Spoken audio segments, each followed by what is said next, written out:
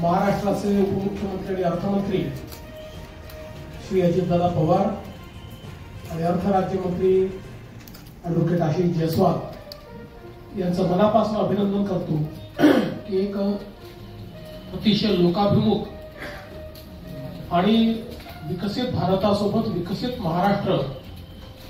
घडवण्याच्या दिशेनं हा अर्थसंकल्प मांडलेला आहे आणि विशेषतः उद्योग, शेती, पायाभूत सुविधा, रोजगार आणि सामाजिक विकास या पंचसूत्रीवर हा अर्थसंकल्प या ठिकाणी आपल्याला काम करताना दिसतोय।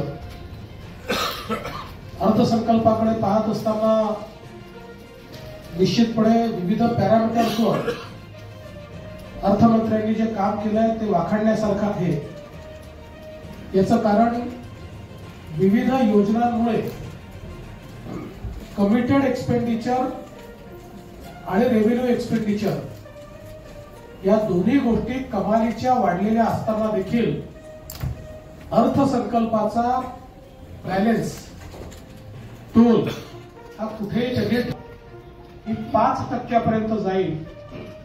आणि पहिल्यांदा महाराष्ट्र बेशिस्तीत जाईल अशा प्रकारे अनेक लोक अंदाज लावत होते, परंतु सरत्या वर्षाची तूट ही 2.9% आणि पुढील वर्षाची तर अजून इम्प्रूव्ह करून 2.7% कमी आणण्याचं काम हे अर्थमंत्र्यांनी केलेलं आहे। अनेक वेळा लोक ऍब्सोल्यूट टर्म्स मध्ये त्या ठिकाणी महसुली तूट किती झाली अशा प्रकारचा आकडा ज्यावेळेस बघतात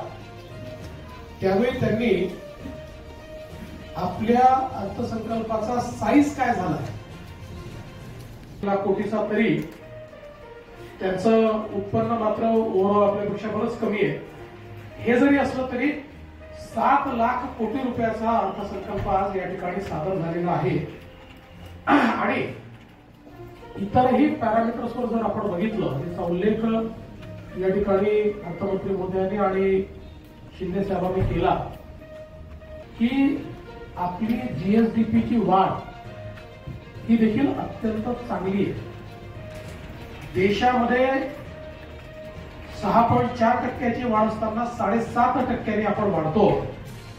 आणि साधारण आपण ट्रेंड बघितला आपला तर गेल्या 10 वर्षामध्ये 2020-21 आणि 21-22 ही 2 वर्ष जर आपण सोडली तर साधारणपणे दरवर्षी 4 ते 5 लाख कोटीने आपला जीएसडीपी वाढतो। कर्ज घेण्याची मर्यादाही वाढलेली आहे आणि जीएसडीपीच्या 25% आपल्याला कर्ज घेता येतं। अद्यापही आपण 18% आहोत